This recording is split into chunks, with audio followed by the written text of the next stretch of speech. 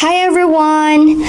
So, today our topic will be all about ethical perspective in entrepreneurship. Before that, I will introduce myself first. My name is Mary Grace Oro, your reporter for today.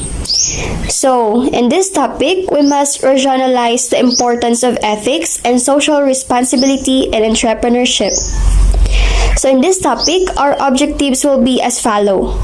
First, we will define the term ethics. Second, we will describe the 3 levels of ethical standards and discuss the approaches to business ethics and present strategies for establishing ethical responsibility. So, for your motivational question, how can you say that a person is ethically responsible, or what is ethics in your own words? So, some have said that ethics, or they have connected ethics with morals, with right and wrong. And then, they have said that a person is ethically responsible when one respects other people. So, what is really ethics? So, let us first define ethics. So, ethics is by definition, it comes from a Greek word ethos, meaning custom or mode of conduct. So, ethics in the broadest sense, it provides the basic rules or considerations for conducting an activity in an acceptable manner. Specifically, ethics represent a set of principles that prescribes a behavioral code. This explains what is good and right or bad and wrong. It may also outline moral duty and obligation. So at its simplest, ethics is a system of moral principles. So ayan, in short, ethics or business ethics are the moral values. It is the moral values, example of this are honesty, integrity, trustworthiness, respect, and justice. This will guide you towards certain behavioral standards or principles, example, the official guidelines or the student handbook. So another example is when a businessman wants to collect investments, or if a businessman wants to do crowdfunding. So, ano ba yung crowdfunding? Yun bang gagamitin mo na capital are from the people, and then you will just pay them or pay them back with the money including a profit, a certain percentage na profit nga imong gi-promise nila. So, you will use their money and then in return, you will give them profit. So, when one wants to do that before you can collect an investment in the Philippines, one has to be registered in SEC or the Security of Exchange Commission. This is to secure the investors and the investment, and also as a sole proprietor, kasi if your business is a sole proprietorship type of business, we are not allowed to collect investments. So, whom are allowed? Of course, those are businesses which are registered as corporations because they are allowed to collect investments kay naaman sila shares of stocks. So if you enter business venture and then ganahan ka mo gamit or mo collect og investments, crowdfunding is not ethically suggested because no matter how clean your conscience is, you will be labeled as bogus or scammer because you have not followed the official guidelines of the government, that is business ethics. So there are dilemmas also. So what are dilemmas? These are of course difficulties along the way. Ethical dilemmas lurk in decisions, even the most mundane ones the entrepreneurs make every day. So naay dilemmas nga nag-atang sa inyong matag desisyon nga buhaton sa mga entrepreneurs. So bisan nga ang pinaka-most mundane, ang pinaka-most dull, or the most simplest decision making, naagihapon tay mga dilemmas nga ethical dilemmas. So, succumbing to unethical temptations ultimately can destroy a company's reputation. Succumbing, like if you will fail to resist the unethical temptations, it will eventually destroy a company's reputation. One of the most precious and most fragile possession of any business. So, diba, ang logo gani isang company, ang brand gani nimo is ipa-IPO pa or the intellectual property rights. Kumbaga, ipapatent pa para way makasundog because that is your asset. So, dapat dili nimo hugawan ang reputation ana nga brand. So, ingon ana ka fragile ang kana nga possession of your business, ang integrity. Okay, so what are the reasons for ethical conflicts? First is the different interests that confront business enterprises both inside and outside the organization. So inside example, you're working in a motor parts production company. Then naa sila'y mga byproducts or kanang mga products nga dili na gamiton. So one of the policies could be bawal kumuha ng mga byproducts. Halimbawa, mag-cut sila ng rubber so di man jud na makuha tanan kay base na siya sa size or sa itsura nga imuhang ikat. So naa may mabili nga gipangputlan, then itapon na lang na siya. So ikaw, sayangan man ka imong gikuha.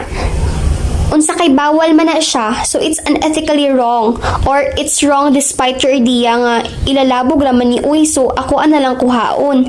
So one of the reasons nga bawal ni possible could be people may tend to just get from those materials and then ila lang siyang ibutang as a waste or like ila lang i-record nga waste so para malikayan ang conflict of interest. So ibutang na nila sa policy. So we must respect it. Second is the change in moral values. Morals or changing values, so kanang change, maunang possible nga naay argument sa imo mind. Like, okay ra ni kay gamay raman niya akong kuhaon. Like, okay ra ni lalabog bitaw ni nila. So, you may have your own ideas, you may have your own thoughts about it. However, when it's written nga bawal na siya or even it's not written if bawal na siya, it's still ethically not good to do or to get it. So, dili siya ethically advised. Alright, so to continue reliance on fixed ethical principles rather than an ethical process. So example, nag-fix ka or nag-rely ka sa ethical principle instead of the process. Example is like an organization is so focused on their outputs. No matter what process the subordinates achieve those outputs, so possible na ay luto or daya to get those outputs. So, and everything you must do it in ethical process. So example na siya. So permi daw nato dapat huna-hunaon in every decision that we make. There are key stakeholders who might get affected with our business or with the decision that we make. So there are external and internal stakeholders that may be affected. For the internal stakeholders, there are those nga directly within the organization. So, appeal diha ang employees. So, it's within the organization. It's within the business environment. Next is external investors. So, we can say nga, external investors. So, ato pa, they are those nga mo invest sa company. So, they are still within the business environment. Mao nang internal stakeholders na sila. Another are those nga company founders nga mo affected with your decision making. And lastly is the management and your internal stakeholders. For our external stakeholders, of course, number one, the customers nga possible ma-affected, then special group of interest or special interest groups. Or they could be the people nga directly nato nga gitagaan sa ato ang service or products. Suppliers also, and then community in general public, especially when our business is pursuing an advocacy or if we are promoting something, and then the government also, then creditors, family, and the unions. So mauna siya ang possible ma-affected. So, various interests that confront business enterprises. So, for instance, when the founders of a local coffee shop make a business decisions, they must consider the impacts of those decisions on many stakeholders, including the team of employees who work there, the farmers and companies that supply the business with raw materials, the union that represents employees in collective bargaining, then the government agencies that regulate a multitude of activities, the banks that provide the business with financing, the founding partners and other external investors who help fund the startup, and general republic, the business herbs, the community in which the company operates, the customers who buy the company's products, and of course, their families. So, daghan possible nga ma-affected. So, various interests that confronts business various enterprises, sa various interest man God, we must balance everything now because when making a decision, entrepreneurs often balance the needs and the demands of the company stakeholders. Knowing that whatever the final decision is, not all groups will be satisfied. We cannot please everybody. Alright, so there are in a survey of the KPMG Integrity, they identify the primary causes of misconduct in businesses. These are the causes of ethical lapses. So first of the causes is the pressure to do whatever it takes to meet business targets. So ang pressure nga ma-attain ang atong mga target output or target outcome. Kahit anong gagawin basta kahit makalabag na ng law, ang ato ang target is to raise our profit or for 50%. So kahit mandaya ka, so ang buhaton sa uban tax evasion. So that is one of the example. So company's code of conduct not taken seriously. Okay, so in this factor, not possible written nga values and morals and the standards nga ginasuwat sa inyong handbook. However, they were not taken seriously. They may not be oriented sa mga tao, no? Efficiently, so possible ginabasa or not taken for granted. Also will be rewarded for the results and not the means used to achieve them. So if ang imo company pud focus sa achievement, so you will be rewarded for the results. And then, idili skip na nato ang means of achieve them. So usually dili pud bugawas ang unethical behavior just to achieve the results nga gina-target. And then, unfamiliar with the ethical standards that apply to the job. So that's why in organization, it's really necessary nga imo jud ipahibaw sa imong subordinates ang imong mission and vision, your core values. You always orient them. You know your review. You always make them memorize the core values or the mission and vision of the organization that you make para may sa puso nila kung ano yung mga standards na meron ka. Yung gusto mong i-apply. So next is makitaan nila ang mga causes is a fear of losing job if business targets not met. Then believe policies are easy to override. Okay na madala raman na bisag mauni ang policy. Okay ra because maumay ako nakaandan po diri bisag nga example sa hiring process. Example, hiring processing ng isang organization. Kwentahay na amoy proseso like points. Imo itagaan og points ang resume sa mga applicants. So ang uban for promotion and for hiring ang duol sa kasing-kasing. Sila ang ma-hired. So dapat ang mga policies it is set para sundon, dili para i-override lang. Next is lack resources to get the job done without taking shortcut.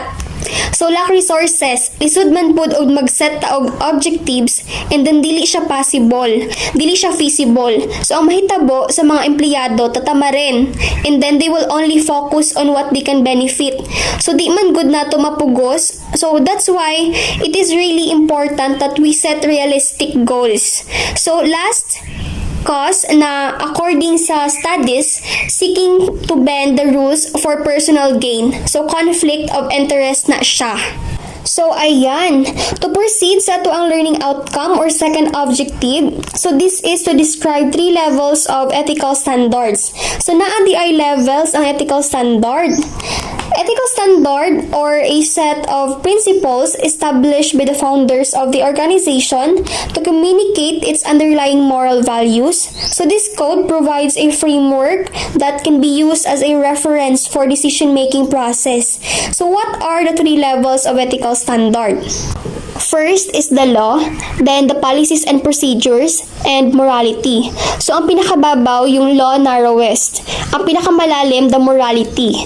So law, policies and procedures, and morality. So for the law is the narrowest level of ethical standard. So the law merely establishes the minimum standard of behavior, actions that are legal, however may not be ethical. So dili tanan nga legal, ethical na. Example, abortion. There are countries nga legal na ang abortion. However, there are people who do not see abortion as ethical activity. So simply obeying the law is insufficient as the guide for ethical behavior. Ethical behavior requires more. Few ethical issues are so simple and one-dimensional that the law can serve as the acid test for making decisions. So ito yung pinaka-basic, kumbaga, nga tan-awon nimo if your decision in your decision making, pwede ba ni siya buhaton? Angay ba ni siyang buhaton? So, example, keeping money that someone dropped is legal. But again, many would find it unethical, no? So, dili tanan nga lawful is ethical. So, kamo sa inyong buhaton when you found something in money, nga nalaglag, inyo ba siyang i-keep, then inyo hunaon if inyo pangitaon ng tag-iya? Or tingali, may naapod gara-gara ingon nga ako ni bisan dili, no? So, is that your view or moingon ka nga finders keepers? Then, thank you Lord, kay nakakita kog money, mag-thank you pa ka, no? So, there is someone nga nag-drop og money while na ay nagalisod ikaw nangalipay. So, many would find it unethical. So, that penalty is also legal in some countries, but a multitude of individuals considered it unethical. So, dili tanang lawful is ethical. Smoking cigarettes in public is legal in some places, but some may find it disrespectful and unethical. Lastly, abortion. Katong atong gi-example ganina, in some places legal siya, but many considered it as unethical.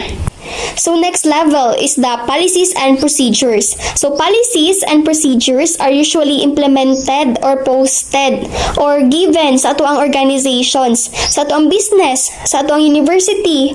So kini mga policies and procedures, this includes a broadened definition of ethical standards that go beyond what is defined by the law.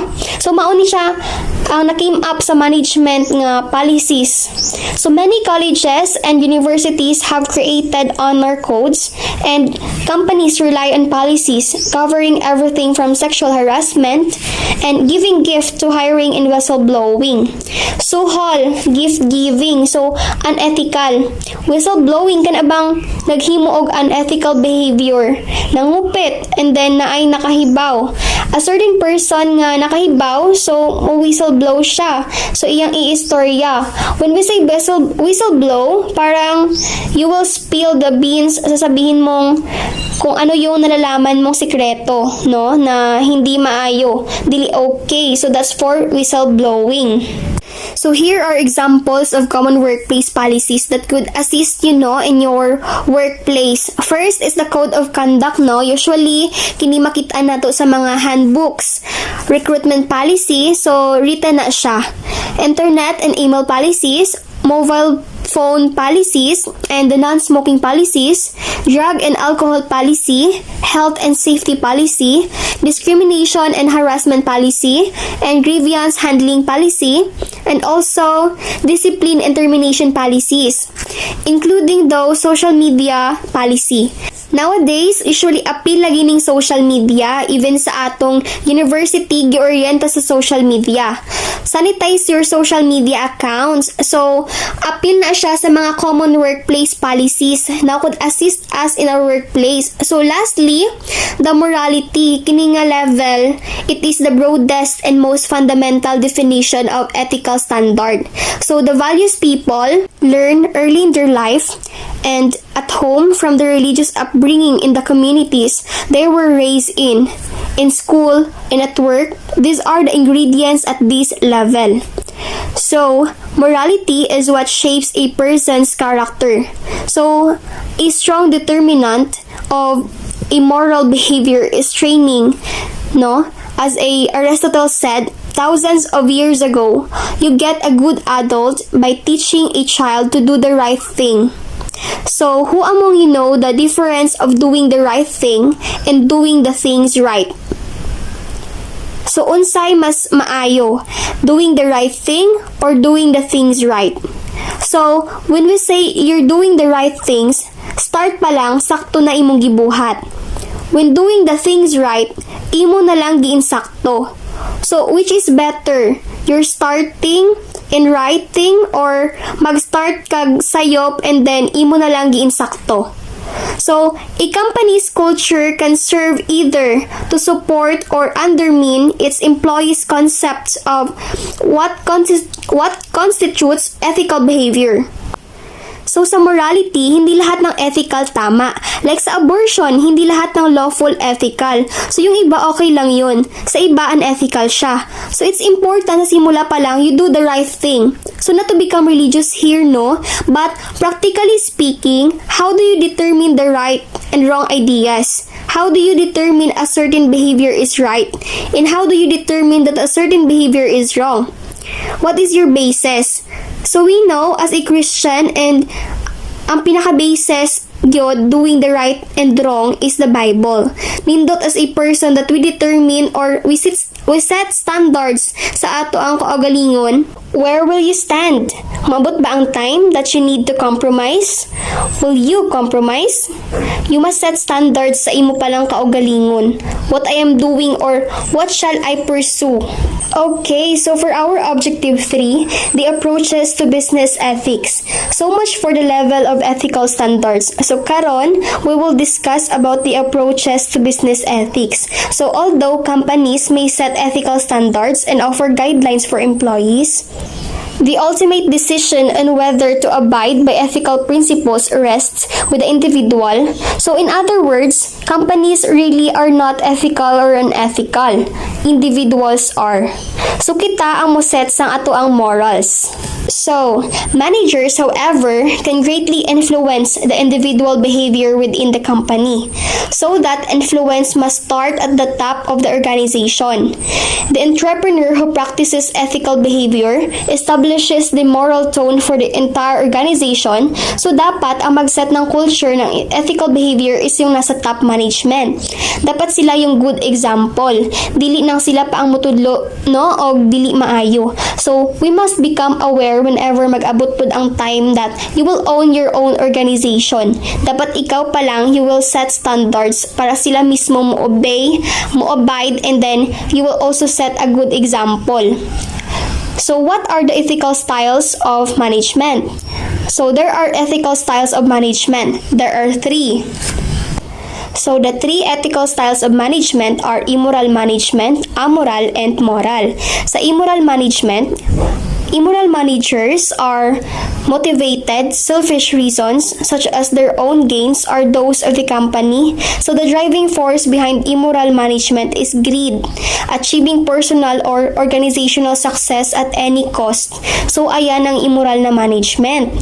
Immoral managers do what they can do, circumvent laws and moral standards, and are not concerned about the impact of their actions on others. So immoral management, when you say ang imuhang management is immoral, they are willing to do anything at any cost para lang maabot ang inyong goals and objectives sa company. So mauna ang tawag na immoral na management. Ayan, so ang ilang motives, selfish goals, profitability ba na siya or organizational success at any price. Ang orientation towards law, ang legal standards, barrier lang yan sa management para ma-accomplish ang ilang goals. So, ang ilang strategy, exploit nila ang opportunities for corporate gain but cut corners when it appears useful. So, for amoral management, the principal goal of these managers is to earn profit, but their actions differ from those of immoral managers. In one key way, they do not purposely violate laws or ethical standards. Instead, amoral managers neglect to consider the impact their decisions have on others. They use freeing decision-making without reference to ethical standards. So, ang amoral management is not an option for socially responsible businesses. So, if socially responsible business ka, di gihapon nimo ma-please tanan. So, possible, doing everything for your organization para ma-achieve ang imuhang goals, minsan we don't really intend to violate laws. However, the managers may violate some because of their goals, which is simply to earn profit or could be to earn profit. So, ang ilang motives is well-intentioned pero selfish in a sense nga ang impact on others dili kaayo sila sensitive or dili nila i-consider. So, ang ilang goals is only profitability. So, orientation towards the law. Law is an ethical guide, preferably the letter of the law. The essential question is, what can we do legally? So strategy gives managers freeing personal ethics may apply, but if only managers chose to respond to legal mandates if caught and required to do so. So naunang term, they respond to legal mandates kung mahuli. So dili kaayo murag trendsetter lang wa ay gibarugan no. Then another type of management is the moral management. Kini naanay moral. Moral managers, they strive for success but only within the boundaries of legal and ethical standards. So they have set standards na. So mauni siya ang klase sa management nga they are not willing to sacrifice their values. So these are those who are keen to follow what is right. Maningkamot ni sila og abide sa law. Sa negosyante pa complete nig papel no. Complete nig rehistro ana. So their motives is good management, want to succeed but only within the confines of sound ethical precepts such as fairness, justice, and due process. So profitability within confines of legal obedience and ethical standards, ang ilahang orientation towards the law, obedience towards letter and spirit of the law. Law is minimal ethical behavior and prefer to operate when what above the law mandates. A strategy, they live by sound ethical standards. So nindot ning naay moral management. So they want to abide and they are strict in it para maka-abide sa law. Sa morality sa ilahang guidelines. So what are the reasons that a businesses should run ethically? So there are top 5 reasons. First is to protect the brand and company reputation. So second, it is to do the right thing, no, para malikayan pud nato ang mga consequences. Okay, so third, maintain customers' trust and loyalty. Fourth is to maintain investors' confidence. And fifth, earn public acceptance and recognition. There are also factors that drive business ethics. So what are these? First is the corporate scandals. So likay taog scandal. Second, marketplace competition. Because daghan na tay kakompetensya, of course, we have to take care of our reputation. So this is one of the things nga atong ampingan. So that's why we have to run or we have to drive our businesses in ethics. So demanded by investors, especially kung demanded na ang investors. Kaya sila bayag naga-finance sa atong organization. So we make sure that our business runs ethically. So next is pressure from customers and globalization. So when we say globalization, you're selling your products or you're opening your products sa lain pang mga countries. So it means that you have a lot more competitors. So through that or with that, globalization affects our business nga dapat we must run everything ethically. So in our learning objective 4, we must proceed to presenting strategies for establishing ethical responsibilities. So we will be discussing the strategies how to establish ethical responsibility. So entrepreneurs can develop specific principles that will help them in taking the right external steps as their venture grows. So following our executives 4 principles for ethical management. So first tip is hiring the right people. Okay, so number 1 to sa goal. Mauni ang goal ng human resource management is to hire the right people for the right job. So unsay significance ani? Employees who lean on being ethical are the best insurance you can have. So they may be the only insurance. So ampingan na nimo ang mga employees nimo nga honest, no? So entrepreneurs should look for people with principles to let them know those principles are an essential part of their qualifications for the job. So there are questions during interview upon hiring and selection of these people in the hiring process. So there are questions para nga masala natin who are the right people for the job description. So usually sa imong mga pangutana, bias na ang mga tubag, luto na ang mga tubag. Why? Kaya syempre, og unsay makapabor mao na ilang itubag. You must hire the right people and then by asking the right question. So hiring the right people, nindot nga mapili nimo nga honest. Okay, so second principle is to set standards more than rules. Rather than starting, oops, bawal na, no cheating. You set standards or bawal mangupit, you set standards. So, like for example, sa cashier, instead of starting nga bawal kumupit na kay bawal ma-short or naara kay allowance og 10 pesos, 10 pesos nga short, 10 pesos nga over. Di pwede ma-over, meaning dili pud nimo gitrabaho og tarong ang imong trabaho. So writing a code of conduct does not cover every eventuality. A person inclined into fraud isn't willing to sign your code. So that's when contract comes, so ang tao nga involved sa fraud, di jud siya ganahan nga mo pirma.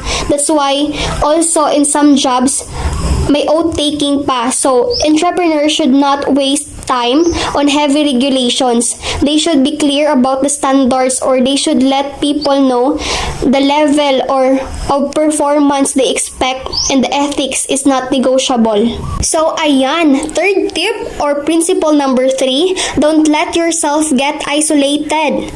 Entrepreneurs are responsible for whatever happens in their corporation or department. So ayaw pasagdi siya ra usa mag-work. So dapat na ay mga mutanaw, na ay makakita.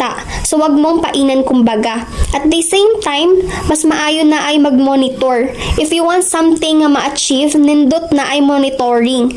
And at the same time, if you want something mawagtang ang habit like habit of absenteeism or habit of punctuality nga late per me, so dapat na ay monitoring. Don't let them be isolated, and don't let yourself be isolated.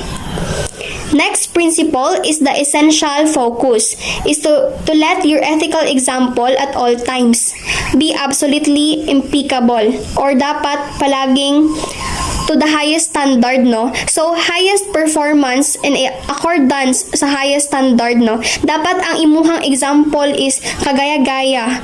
According to Mark Twain, he quoted that entrepreneurs should always do the right thing. So, sabi niya, do the right thing, it will gratify some people and astonish the rest. So, it will give pleasure, no, to some people, and it will surprise the rest. So, that's according to Mark Twain. So there are also 10 essential or ethical principles to guide the behavior and ethical behavior. So first is honesty, integrity, promise keeping, fidelity, fairness. So promise keeping, dapat may isang salita ka. Sabi nga nila, pag sobrang saya mo, huwag kang mangako. Pag sobrang galit mo, huwag kang sumumpa. O ayan, promise keeping. Caring for others, respect for others, responsible citizenship, and pursuit of excellence and accountability. So that's all with my report. Thank you and God bless everyone.